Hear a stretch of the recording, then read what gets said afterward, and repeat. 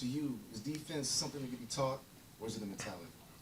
It definitely can be taught, but you do gotta have a different type of mentality to play defense, especially in the league where it's offense is more predicated, and that's the source, and offense players get away with a lot more. So you definitely gotta have a mentality to play defense. It's not easy, and you're at a disadvantage. You don't know anything that the offensive player is going to do. They have all the advantage. So, but yeah, you definitely it can be taught, but a lot of it is that mentality you have to bring to it. Gotcha, gotcha. You've been part of many locker rooms. What makes this locker room so special? And what about the balance as far as having the young guys and the vets? How good of a balance you guys have? Definitely. This locker room is special because all year, before I even got here, these guys have have been put through adversity, been put in the waters, put through the fire early. Then when I get here, we still in the water, still in the fire, but not once, not one day, not one moment did you hear these guys complain. And that's what make this group special, And then to bring me, Chris, in as vets, and to be a part of it, they just welcomed us in with open arms. They gave us their ears to listen, and as a vet that's still trying to make an impact and show what you can do, to have the young guys treat you like that while they're still trying to get better and they're competing and trying to show who they are, just shows how special this group really is. Great, Josh. Marcus, what did you learn about Brian Keith? That he talks a lot more than he lets off. But no, BK's great, man. He understands his players. He understands when to give the balance, when to be a coach, when to be a friend, and just when to be, a human being. We're all humans. We go through things personally in our lives, off the court, on the court, and he does a good job of regulating that, and helping guys feel safe, and willing to come out here and want to work. What are your impressions of Bub and Keyshawn? I love Bub and Key, man. Those guys are great. Obviously they're young, but the fire that they have every time that they step on that court, that they're going to come out and they're going to bring it, and they're not going to back down from anybody. And that's what you need as a young player, especially in this league. Guys are going to test you, they're going to try you, and to see where your heart's at. And those two guys let it be known where that. Hey, Marcus. A lot has been made about winning habits here, building that even through tough seasons like this. As a guy who has made it to the finals and seen winning habits up close, how does this team compare to very, very successful teams in your experience? They're right there. They just needed more experience, and that comes with time. We all have to go through it. But like I said, from day one, just hearing the guys and what I've known and what I've seen from them, and then being able to be here and experience it with them is the resiliency that they have. And I think that was shown all the way until last night's game. We fought to the end, and these guys continued to fight.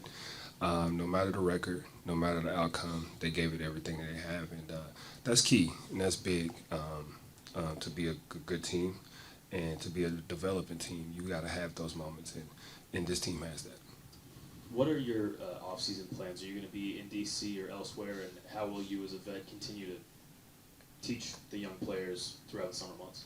Most likely be in Phoenix, but it will be in D.C. here and there. And just trying to get these guys in the gym with me. Figure out what works for them, what do they do in their off seasons. Some things that I can help them with, whatever they may be. But just being there. We all got our own lives outside of basketball, and when the season's over, everybody kind of does their own thing. But making sure to keep that that camaraderie together, keeping in touch, working out together, finding out what guys are doing, and trying to just spend more time off the court. What's the biggest thing about how you structure your off seasons that's changed since earlier in your career? For me, these last 2 years, is the first 2 years of my career not being in the playoffs. So that right there structurally has changed, from my beginning years for me. I don't have to, go straight into working out right away as hard as I usually would coming out of the playoffs. I could let my body rest and get 100% healthy and not have to worry about nicks and knacks going into next season. I think that's probably the biggest structural change for me in my off-season workouts. What were the biggest impressions you had about the Wizards before joining the organization, and how did they compare to the reality? I guess looking outside, what we see is, everybody comes in, you see the record, and then you go, this is a night for probably me to have a career night or get off, or probably not have to put too much into it. And that's what, used to be the impression, but, with being here, seeing the work these guys put in and being on the court and fighting with those guys, that definitely has changed. Teams are coming in now and understanding that, it's not going to be as easy as we thought, or we probably are going to have to fight. We're going to go to sleep tonight. We can't be out all night. So, and that's all you're looking for. You're looking for those guys to turn that leaf, and they're starting to do it. And it starts now, and it starts this summer. It starts with, putting in the work to get better so you can come back with that mentality.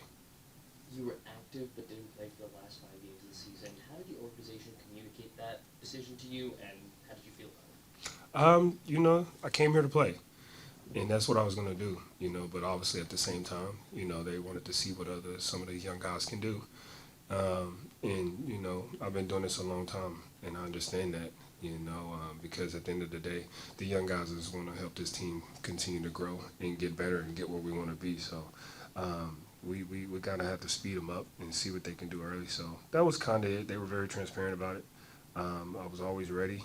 There was always a chance that they were like, just in case. But right now, we want to see what these young guys can get. So your playing time may decrease, or you might not play certain games, but constantly be ready. What did you see from Alex Sarr as a defender? Well, one, I've talked to Alex plenty of times, and he knows this. So, but he has to, his mentality. We're working on that. It's something we're working on. Once he fully embraces who he is, his height, his athletic, and how special he can be, and when he puts his mind to it, he can be a great defender. And that's what we're working on, getting that consistency from him on that end. But when he's locked in and he's turned on, he's a hell of a defender. Are you referring to confidence? Are you referring to on-court meanness? Yeah, a little bit of everything. He's a young guy, and he's asked a lot from on both ends. That can be scary coming in, especially at the position he plays, where it's very physical, and he's not a physical guy, and that's something he has to work on understanding, but also understanding what he is good at, talents-wise, and use that to his advantage. And I think he's learning that a little bit more, but we got to get more of it. You need to be a little bit of a dog, right? There you go. Just a tad, and the rest will work out itself. Hey, you could provide so much institutional knowledge to this group, to these young guys, and have that be a key role while you're still playing on the court. But I know you also have played at the highest level, and you compete for championships is important. So how do you weigh those two things in terms of what you want to do now? That's kind of been the question for me. And all I can say to that is I can only control what I can control. I thank God every day for giving me the opportunity to come out here and do what I love to do and get paid to do it and take care of my family. And with that being said, you got to trust God's will. And, everything he does is for a reason. And honestly think I was put here for a reason. Don't know what that reason is, but it's a reason. And with that being said, it allows me to navigate that question and understand that I don't know what that means for me in the future. But what I do know is wherever I land, wherever I may be, wherever God has me be, it's going to be the best for me. Hi, Marcus. As you talked earlier, mentality is one of the key points when it comes to defense. You pointed out that Alex already has a good mentality. How is it about the rest of the rookies and perhaps Bilal when it comes to this? And do you see among them any player that might become great defenders in the years to come? Yeah, I mean, for sure, as a young guy, it's kind of like being the youngest sibling. I'm the youngest of 4 boys, so my mentality comes from a whole different place. It was built early on for me. But yeah, that's it. Having that mentality as a young guy is like being that youngest sibling. Everybody's gonna pick on you. Everybody's gonna, shoo you away, and you have to do everything you can to make sure you're being heard. And the way you do that is coming out and letting everybody know you're not gonna back down. And these rookies have been showing that. I love Bilal, I love 𝗙𝗢𝗟𝗟𝗢𝗪 and those guys. The way that they've been showing it. Obviously, they got hurt a little bit, Key and Bilal, but when they were on the floor, the game and our team was drastically better. And every team felt that when those guys were on the floor. So I definitely think that with a little more experience, some years on them, a little more work, they definitely become some great defenders. Two more, Josh. Hey, Marcus. What stands out to you about Jordan Poole, just getting to know him so far? His work ethic. I think we kind of all knew his work ethic, but it's true, and I don't think we really understand. And people who aren't around us as much in the basketball community, the fans, I don't think they really understand the work that he puts in and day out. And coming into these games, understanding that it's going to be times where they're going to be all over you, and they're going to make sure you don't get the ball. But how can you make an impact? And he's done that, and he's done it, with a smile on his face, and with these young guys, and they gravitated towards him, and he's opened their eyes and allowed their games to flourish because of it. So, but definitely his work ethic. How do you want to get better as a player moving forward? Just continue to be consistent, with my work, continue to grow. I think I came here in the games that I played, I shot the ball, especially from 3, like I think 39%, which is something that over my career I've been trying to increase and just continue to get better at.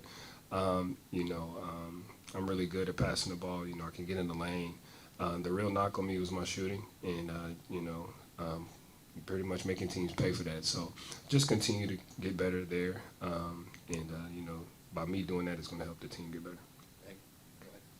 I got 2 for you, Marcus. I know the kind of joke around is these guys call you and Chris Unk. If it makes you feel better, older than all of you. But when you think of just how quickly the 2 of you had an impact with these young guys, how much do you think that they really understood the 2 type of careers you both had coming into this situation, and how much of a wealth of knowledge, as DA said, that you 2 could bring to them with the openness of them coming to ask you questions? Oh, wow, yeah. Actually, to be honest, coming here, I think they knew me and Chris's, credentials and the career we have, but I don't think they really understood who we were, and how and why we've had those credentials until, they seen us play a couple games. And just what we bring, the mentality. Chris is a very quiet person. But on the court, he's a beast, and he's a savage, and he's a matchup that you better do your homework on every night, and he shows that. And then for me, everybody sees me on the court, the ferociousness I play with and the fire I play with, but then off the court, taking the time to say, hey, do it this way, or I've seen this, or this could help, or them coming to me and saying, hey, what do I need to do to get better here? And you're not expecting a player like me, where you see on the court this fire, to sit down and take that time. And I think that really helped the guys understand who we were as individuals, but understand why our credentials are what they are on that court. Because not only are we talking about it, we're also going out there and doing it. You got some guys who can talk the talk but can't walk the walk, and vice versa. Me and Chris, we can do both. When you were in Boston, you talked about them seeing you grow from a young man, husband, now father. Personally, how much are you looking forward to this offseason, to giving your wife a little bit of break and going to dad mode? Oh, tremendously. Yeah, she's been on me, and more credit to my wife and to all the wives and significant others that are out there while we're out here doing our job. It's tough, and they don't get a lot of credit, they don't get a lot of shine, but I I definitely want to give a big shout out to my wife for that, holding it down and, you know, really being our rock for us. But I'm definitely ready to get back. My son, he's missing me. He's getting at that age. He's 6 months now where he's starting to recognize and things. So it's hard as a parent to be away. Now I understand what my mom and my dad used to talk about, but I'm definitely ready to get back.